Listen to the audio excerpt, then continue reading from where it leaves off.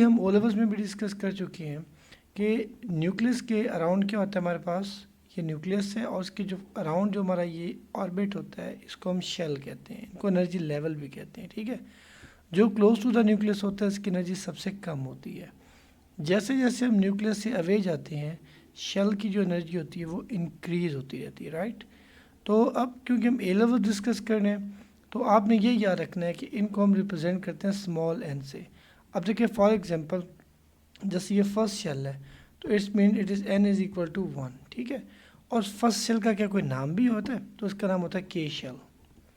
अब सेकंड हमारे पास है, second is n is equal to 2। ठीक है, और इसका जो नेम होता है दैट इज़ एम शेल।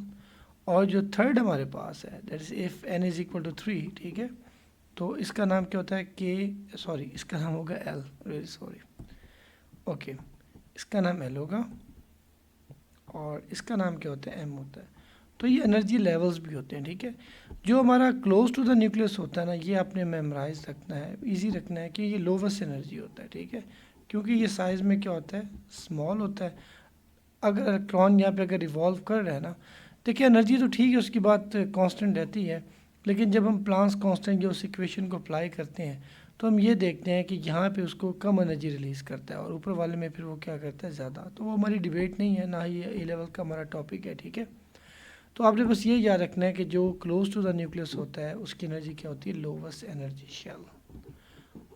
और जैसे जैसे हम ट्रैवल करते हैं we move away from this nucleus. ठीक है, तो जैसे जैसे हम इससे अवे होते रहते हैं तो एनर्जी क्या होती रहती है इंक्रीज होती रहती है। एनी हाउ ये तो हमें ओ लेवल्स में भी पता था। अब इसका करते हैं कि सब शेल्स क्या होते हैं, व्हाट आर सब शेल्स। देखिए शेल्स के अंदर जो होते हैं फर्दर जो उसकी जो पार्टीशन होती है उनको हम क्या बोलते हैं सब शेल्स बोलते हैं। ठीक है, जैसे आपका घर है, आपका घर एक बहुत बड़ा शेल होगा। अब उसके अंदर आपको पता है डिफरेंट कैपेसिटी के क्या होते हैं रूम्स होते हैं, तो वो जो रूम होंगे हमारे वो क्या होंगे सब शेल्स होंगे। ठीक है, अब सब शेल्स आपके 4 टाइप्स के होते हैं। ठीक है, जो फर्स्ट शेल हमारा होता है इसका नाम होता है एस, हम इसको स्मॉल एस, सेकेंड होता है पी, थर्ड होता है डी और फोर्थ क्या होता है हमारे पास एफ। ये हमारे होते हैं सब शेल्स। ठीक है, पहले हम पढ़ते थे कि फर्स्ट शेल में कितने इलेक्ट्रॉन रिजाइड कर सकते हैं, सेकंड में कितने अकोमोडेट हो सकते हैं, थर्ड में कितने।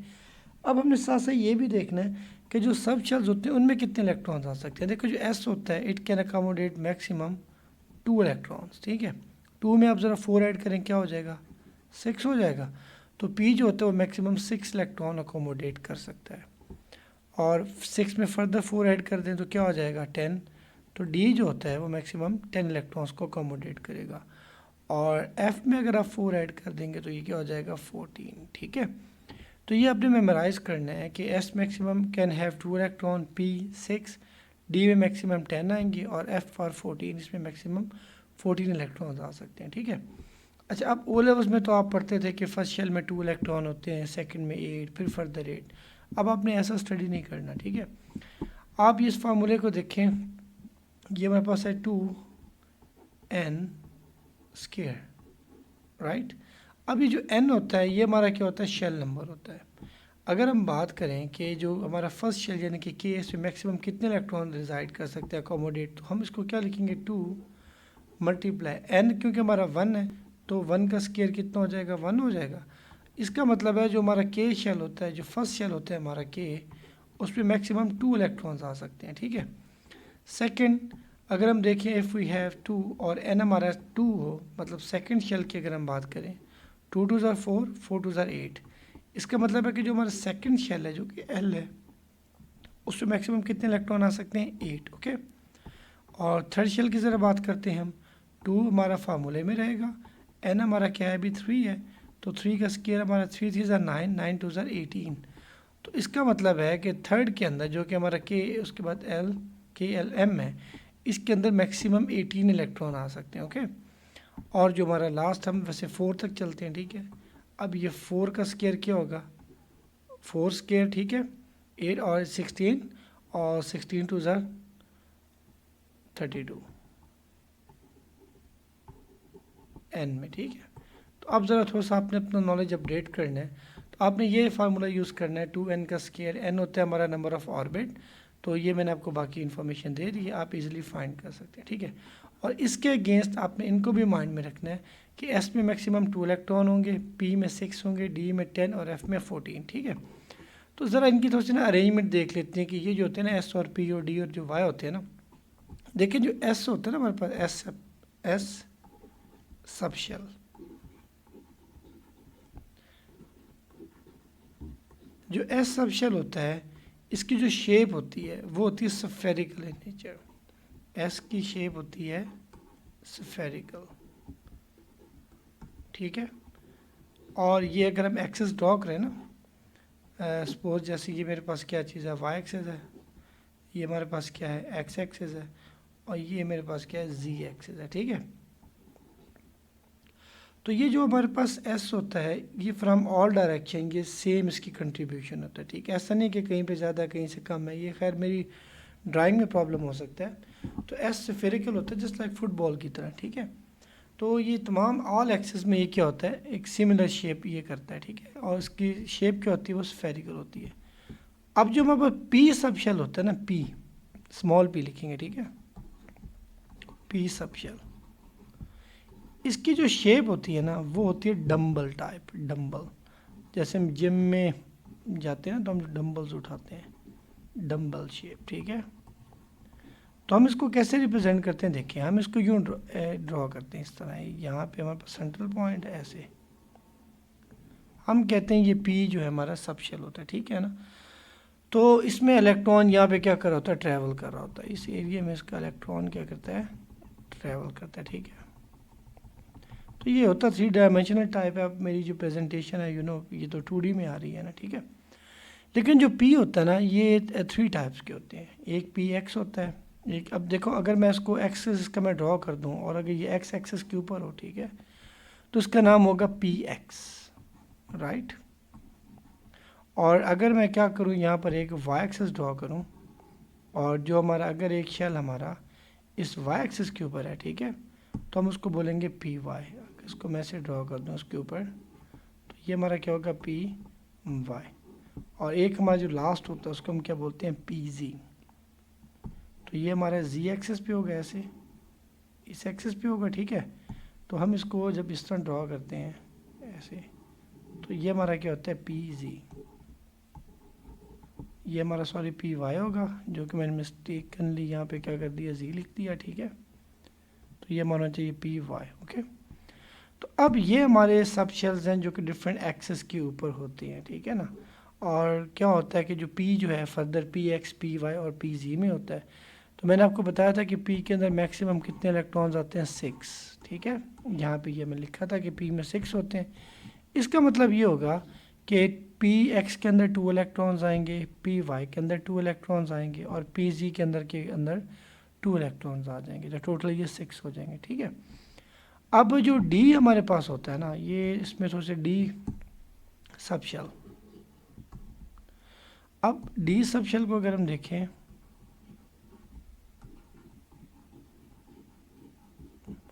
तो इसमें 5 होते हैं। पी के अंदर कितने थे, 3 थे, P X P Y P Z. इसमें क्या होता है, डी एक्स वाई,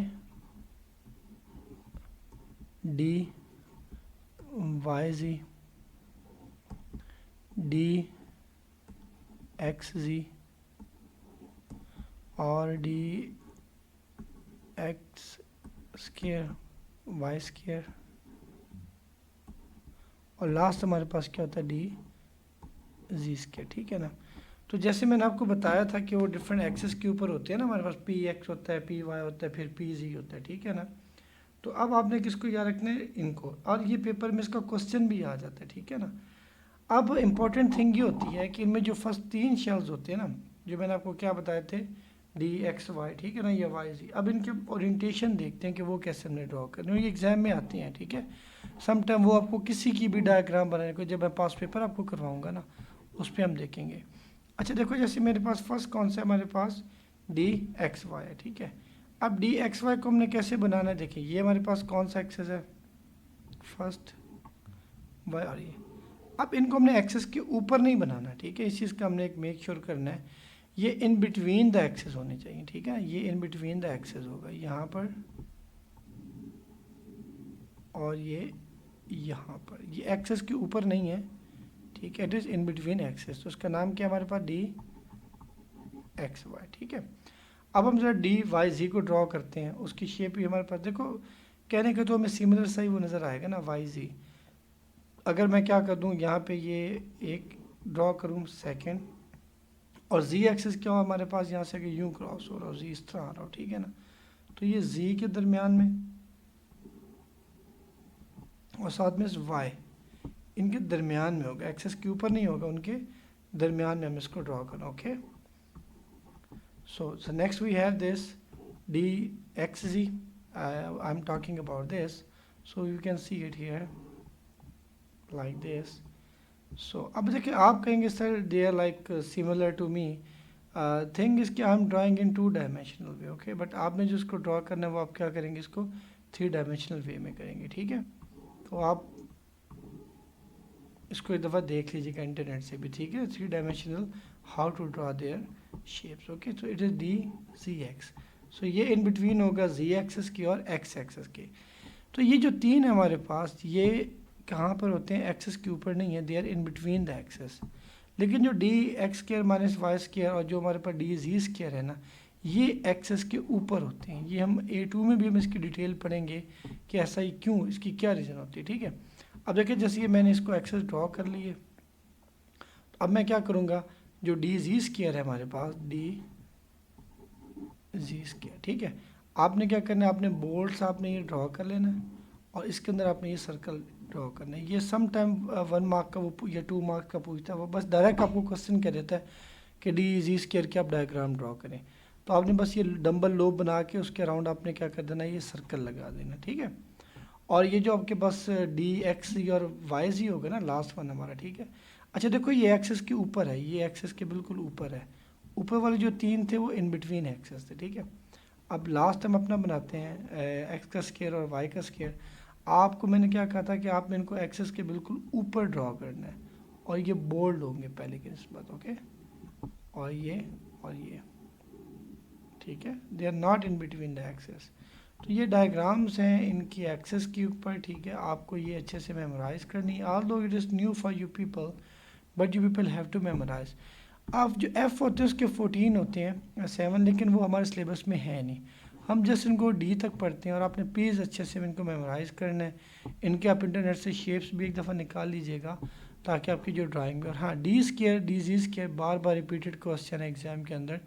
और ये जो पी वाला है ना, पी एक्स पी वाई, क्योंकि सिंपल भी ईजी भी है, तो इन सब में अगर देखा जाए तो पी वाले क्वेश्चन बहुत ज़्यादा आपसे शेप पूछी जाती है और डी जो जी स्क्वायर है उसकी भी शेप आपसे पूछी जाती है, राइट। अब हम देखते हैं इलेक्ट्रॉनिक कन्फिग्रेशन क्या होती है। देखिए इलेक्ट्रॉनिक कन्फिग्रेशन का मतलब होता है कि आपने इलेक्ट्रॉन्स को क्या करना है, इन शेल्स और सब शेल्स के अंदर आपने अकोमोडेट करना है। तो इसकी डेफिनेशन क्या होगी हमारे पास, सब इसकी इलेक्ट्रॉनिक कन्फिग्रेशन की, arrangement of electrons, it is actually arrangement of electrons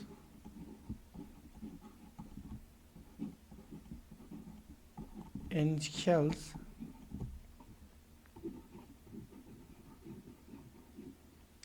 and subshells of an atom, okay. Very good. अब बेटे हम करते कैसे, देखो मैं बिल्कुल सिंपल हाइड्रोजन से आपको बड़े कॉम्प्लेक्स की तरफ लेके जाऊंगा। देखिए हमारे पास ये एलिमेंट है हाइड्रोजन, ओके, आप सबको पता है इसका एटॉमिक नंबर होता है 1, तो मैं लिखूंगा 1। इस 1 का मतलब है कि शेल नंबर 1 है और उसका जो सब शेल है वो क्या चीज़ आपके पास S, उसके अंदर एक ही इलेक्ट्रॉन है, ओके, क्योंकि 1 का मतलब आपको पता है प्रोटॉन नंबर होता है, जितने प्रोटॉन होते हैं उतने उसमें इलेक्ट्रॉन होते हैं। सेकेंड आपके पास है हीलियम जिसका एटॉमिक नंबर क्या होता है 2। अब इसका क्या मतलब होगा, ये 1 क्या इसका शेल नंबर है, किसका शेल नंबर 1, फर्दर जो इसका सब शेल है वो क्या आपके पास S, तो 2 का मतलब है इसमें मैक्सिमम कितने इलेक्ट्रॉन आएंगे 2। और आपको मैंने प्रीवियस बताया था कि जो S होता है इसके अंदर मैक्सिमम 2 इलेक्ट्रॉन्स आएंगे, जो फर्स्ट शेल है उस पर भी मैक्सिमम 2 आ सकते हैं और सब शेल में भी 2, तो इसका मतलब है इसका जो शेल है वो कम्प्लीटली फिल्ड है, ठीक है। अब नेक्स्ट हम चलते हैं लिथियम पे। अब लिथियम जो है इसका एटॉमिक नंबर क्या होता है 3, तो हम इसको लिखेंगे 1 S2। अब देखें जो उसका फर्स्ट शेल है 1 जो है वो तो फुल हो चुका है क्योंकि उसके में मैक्सिमम 2 इलेक्ट्रॉन्स आते हैं ना। अब मैं क्या करूँगा, मैं नेक्स्ट शेल में चला जाऊँगा। देखो मेरा कहने का ये मतलब है कि जो फर्स्ट शेल था लिथियम का, इसमें 2 इलेक्ट्रॉन्स होते हैं जो कि आ चुके हैं ऑलरेडी, ये फुल हो चुका है। अब मैं शेल नंबर 2 में चला जाऊँगा, शेल नंबर 2, उसमें कितने इलेक्ट्रॉन आते हैं, 1। अब मैंने ये 2 लिखने का पर्पज़ ये है कि अब मैं नेक्स्ट शेल में चला गया हूँ 2 में, और उसके अंदर फिर जो सबसे जो छोटा रूम है वो फिर वही होगा S। तो S के अंदर मैंने कितने इलेक्ट्रॉन लिखने हैं, 1। अभी देखो 2 + 1 का कितने मतलब हो गया, देयर आर 3 इलेक्ट्रॉन। ओके, अब नेक्स्ट हम देखते हैं इसके अंदर एटॉमिक नंबर 4 होता है बेरिलियम का। Beryllium, it is atomic number 4, 1s2। आप देखें तो देयर आर 2 इलेक्ट्रॉन्स, तो इट विल बिकम 2s2 कि ऑर्बिट नंबर 2 के अंदर उसके सब शेल में मैक्सिमम कितने इलेक्ट्रॉन आ सकते हैं, वो 2 आ सकते हैं। ठीक है, अब बोरॉन को देखते हैं। इसका एटॉमिक नंबर होता है 5, तो फर्स्ट शेल हम लिखेंगे 1s2। अब हम लिखेंगे आगे 2s2। अब देखें जो 2s2 है ये तो S तो इसका फुल हो गया, 1 में मैक्सिमम कितने इलेक्ट्रॉन आते थे, 2, और ये जो 2 होता है इसमें मैक्सिमम कितने इलेक्ट्रॉन आते हैं, 8। लेकिन अभी तक उसमें कितने आए हैं, 2 आए हैं, देयर आर 2। तो अब हम क्या करेंगे, S तो फुल हो गया ना, मतलब जो S रूम है उसमें मैक्सिमम 2 आते हैं, तो जो रिमेनिंग इलेक्ट्रॉन होगा हम उसको नेक्स्ट रूम में शिफ्ट कर देंगे।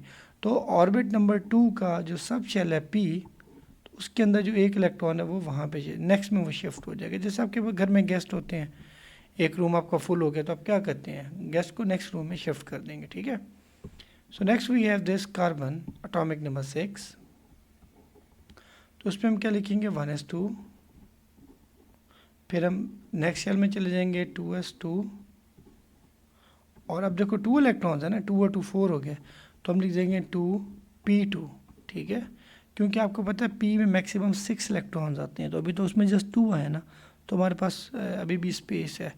अब नेक्स्ट चलते हैं atomic number 7, that is the nitrogen. Okay, nitrogen atomic number 7 पे, तो उसमें क्या होगा, वही 1s2। फिर नेक्स्ट में चले जाओ 2s2, फिर हम किस में चलेंगे, 2p3। अब देखो 3 + 2 कितने हो गए, 5, 5 + 2 कितने हो गए, 7 हो गए। ठीक है, अब हम तब तक जाएंगे जब ये जो 2 हमारा फिल ना हो जाए। 2 शेल में कितने आते हैं इलेक्ट्रॉन, मैक्सिमम 8 आते हैं। ओके, अब नाइट्रोजन के बाद आ जाएगा आपके पास ऑक्सीजन। ऑक्सीजन का एटॉमिक नंबर होता है 8, तो वही हम करेंगे 1s2। ठीक है, फिर क्या होगा, 2s2, और अब आ जाएगा 2p4। देखो यहाँ पे 2p2 था, 2p3 हो गया, और अब जो हो जाएगा 2p4। देखो एक सीख, आपने इसको रट्टा नहीं लगाना, मैंने अक्सर देखा यूट्यूब पे भी, बाकी वो रट्टा अक्सर लगवा देते हैं। बस ये सीक्वेंस देखो, आपका माइंड अंडरस्टैंड करता जा रहा है कि हम शेल को भी फिल कर रहे हैं, फिर आगे उसके सब शेल को भी साथ साथ दोनों को फिल करते जा रहे हैं। और ये इंक्रीजिंग एनर्जी ऑर्डर है, मतलब 1 की एनर्जी कम होती है, 2 की एनर्जी क्या होती है, उससे ज़्यादा होती है। अच्छा 1s है 2s है, तो जो 2s होगा ना, s जो होगा ये 1s वाले से बड़ा होगा। ठीक है, तो जो 2 वाला s है इसकी एनर्जी क्या होगी, ज़्यादा होगी, और इसकी एनर्जी क्या होगी, कम होगी। ओके, अब ऑक्सीजन के बाद 9 होता है फ्लोरीन। फ्लोरीन एटॉमिक नंबर 9, तो हम क्या इसमें लिखेंगे, 1s2, फिर 2s2, 2s2, फिर 2p। अब 9 है ना, 2 2 + 4, और यहाँ पे आ जाएगा इलेक्ट्रॉन, 5 इलेक्ट्रॉन यहाँ पे आ जाएंगे। ठीक है, अब इसके बाद नियॉन होता है जो कि नोबल गैस है, उसके इसका मतलब फुल होना चाहिए, उसके शेल भी उसका कंप्लीट होना चाहिए नियॉन का। इसमें क्या आएगा, 1s2, फिर क्या आएगा, 2s2। ठीक है, अब होगा 2p6। अब देखो हमारा शेल नंबर 2 भी कंप्लीट हो चुका है, 8। 6 + 2 अगर मैं इन दोनों को ऐड कर दूँ, जो कि सेकंड शेल में 8 इलेक्ट्रॉन, यहाँ से भी फुल हो गया, एस भी फुल हो गया, इसमें मैक्सिमम 2 इलेक्ट्रॉन होते हैं, पी भी हमारा फुल हो गया जिसमें मैक्सिमम 6 आते हैं। ठीक है, अब इसलिए नोबल गैस किसी से रिएक्ट नहीं करती, क्योंकि उसका देखो शेल, उसका सब शेल बहुत कंप्लीट है, उसको कोई ज़रूरत नहीं है न इलेक्ट्रॉन गेन करने की, न इलेक्ट्रॉन लॉस करने की। अब 11 आता है सोडियम, एटॉमिक नंबर 11 सोडियम। ठीक है, अब इसका क्या होगा, वही 1s2, 2s2, 2p6। अब हम जब देखो, जब ये हमारा शेल कंप्लीट हो गया ना, ये वाला 2 वाला 8 हो गया, अब हम ऑर्बिट नंबर 3 में चले जाएंगे। और फिर हम स्टार्ट करेंगे उसको एस से, तो ये हो जाएगा 3s1। जो आखिरी इलेक्ट्रॉन था 11th, वो ऑर्बिट नंबर हम 3 में चले गए, 3 में। 3 का जो सबसे छोटा सब शेल होता है वो ये सीक्वेंस है SP-D-F का, ठीक है। फिर मैं एस में आ गया। अब नेक्स्ट हमारे पास मैग्नीशियम होता है, atomic number 12, magnesium atomic number 12, ठीक है। तो ये क्या होगा, 1s2, 2s2, तो 2p6, ठीक है। अब हो जाएगा 3s2, ठीक है। यहाँ पे क्या था, 3s, ये 1 था हमारे पास, और यहाँ पे आ गया 3s, ये 2। अब देखो ना कि s जो हमारा है 3 वाला, वो भी कंप्लीट होगा, क्योंकि s में मैक्सिमम कितने इलेक्ट्रॉन आते हैं, 2 आते हैं। तो ये सीक्वेंस में मैंने आगे जाना है, आपको लेके चलना है इसी तरह। एक तो आपका कंसेप्ट भी क्लियर हो जाएगा, और प्रॉब्लम आता है ट्रांजिशन एलिमेंट्स में जाके, ठीक है। प्रॉब्लम तो नहीं आता, खैर जब एक चीज़ आपको क्लियर है तो फिर प्रॉब्लम आना तो नहीं चाहिए। अब देखिए हमारे पास है एल्यूमिनियम, एटॉमिक नंबर 13। तो हम इसको क्या करेंगे, 1s2, 2s2, ठीक है। फिर क्या हो जाएगा, 2p6, अब 3s2। अब देखो ना 3 का जो s है, x में मैक्सिमम कितने इलेक्ट्रॉन, 2 आते हैं, ये कंप्लीट हो चुका है। अब अभी भी एक इलेक्ट्रॉन रहता है, ठीक है। 6 + 2 8, 8 + 2 10, 10 + 2 12, अभी एक 13 इलेक्ट्रॉन रहता है। तो वो 3 ऑर्बिट के सब शेल किस में चला जाएगा, p के अंदर, तो ये बन जाएगा 3p1। ओके, तो आई होप कि यहाँ तक आपका कंसेप्ट क्लियर चल रहा है। फिर ऐसे 3p1, 3p2, 3p3, 3p4, 3p5, 3p6 तक हम इसको लेके जाएंगे, ठीक है। कि ये हमारा जो है ये तब तक क्या हो जाएगा, इसको हमने कंप्लीट करना है, ठीक है। अब 14 आगे सिलिकॉन पे चलते हैं ज़रा। अब ये हमारे पास है silicon, atomic number 14, 1s2, 2s2, 2p6, और फिर हम नेक्स्ट में चल जाएंगे 3s2, और अब हमारे पास क्या हो जाएगा, 3p2, ठीक है ना। पहले p1 था, अब ये हो गया p2। एक्स्ट्रा एक्स्ट्रा देखो ना, एक सीक्वेंस में इलेक्ट्रॉन्स क्या होते जा रहे हैं, ऐड होते जा रहे हैं। अब 15 होता है फास्फोरस, 15, ठीक है। तो ये क्या होगा, 1s2, 2s2। अच्छा, इसको यूँ भी आप कर सकते हो, देखो ये जो p है इसको मैं स्प्लिट कर रहा हूँ, किसमें, इसको मैं डिफरेंट में कलर से, ये मैं करूँ इसको 2px, 2px, 2py and 2pz। Confuse नहीं होना यार, मैंने ऐसे ही बस एक नया पंगा इसमें स्टार्ट कर दिया, ठीक है। तो फिर हमारे पास क्या आ गया, 3s2, 3s2, और आ गया 3p1। तो मैंने आपको बताया था ना कि जो p होता है px py, तो उसमें 2 इलेक्ट्रॉन, इसमें भी 2 इलेक्ट्रॉन, देखो यहाँ पे टोटल 6 इलेक्ट्रॉन है, ठीक है। तो मैं क्या कर रहा हूँ, इस हर एक के अंदर मैंने क्या करना है, 2 इलेक्ट्रॉन इसमें मैं ऐड करूँगा, इसमें भी 2 आ रहे हैं, इसमें भी क्या आ रहे हैं 2, और इसमें भी क्या आ रहे हैं, तो ये टोटल 6 ही हो जाएंगे ना, 2p6। खैर ये मैंने ऐसे ही एक नया कट्टा खोल दिया आप लोगों के लिए, really sorry for that. Okay, so अब फास्फोरस के बाद हम आ जाते हैं सल्फ़र के अंदर। सल्फ़र का एटॉमिक नंबर कितना होता है, 16 होता है, तो वो जाएगा 3p2 हो जाएगा, ठीक है। जैसे सल्फ़र है आपके पास, एटॉमिक नंबर 16, 1s2, 2s2, और ये 2p6, 2p6, 3s2, और आगे क्या होगा 3p2। तो आप ऐसा करें, इसको कंप्लीट करें जब तक, सॉरी ये 3p2 है, आप इसको करें जब तक ये 3p6 नहीं हो जाता, ठीक है। ये हमारा पार्ट 1 है। तो आप ऐसा करें एटॉमिक नंबर 20 तक, बाकी आप खुद ड्रॉ करें, ठीक है। जो एटॉमिक नंबर 20 तक आई थिंक आर्गॉन होता है ना 20, वहाँ तक आप आगे रिमेनेंगे। नेक्स्ट में क्या हो जाएगा, 3p3 हो जाएगा, फिर 3p4 हो जाएगा, 3p5 हो जाएगा, 3p6 तक आपने इसको लेके आना है 3p6 तक, ठीक है। मतलब जो p में मैक्सिमम कितने इलेक्ट्रॉन आते हैं, 6। तो ये हो जाएगा हमारा पार्ट नंबर 1। अगले पार्ट में जो उसके हम स्टडी करेंगे कि जहाँ पे ये 4s आ जाता है। अब देखो 3p के बाद आना चाहिए था 3d को, लेकिन 4s आ जाता है।